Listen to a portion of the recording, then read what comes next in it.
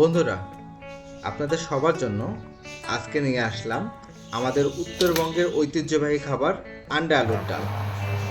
এটা খেতে অনেক সুস্বাদু এবং এর রান্নাটাও অনেক সহজ। প্রথমে আলু এবং ডিম ভালো করে ধুয়ে সেদ্ধ করে নেবেন। এরপরে খোসা ছাড়িয়ে আলু হালকা ভেঙে নেবেন। গরম তেলে লবণ, হলুদ দিয়ে ডিমটি ভেজে নিতে হবে। সেই তেলেই অল্প গোটা জিরা, 2 থেকে 3টি শুকনো মরিচ, পেঁয়াজ ও কাঁচামরিচ কুচি ভালোভাবে ভেজে নেবেন। ভাজা হয়ে গেলে তার উপরে হলুদ, মরিচ, ধনিয়া গুঁড়া, লবণ দিয়ে হালকা কষিয়ে ভাঙা আলু ঢেলে দেবেন। এটাকে একদম মাংসের মতো করে কষিয়ে নিতে হবে। কষানো হয়ে গেলে পরিমাণ মতো পানি দিয়ে ঢেকে দেবেন। ফুটতে শুরু করলে তার উপরে টমেটো দিয়ে আবার ঢেকে দেবেন।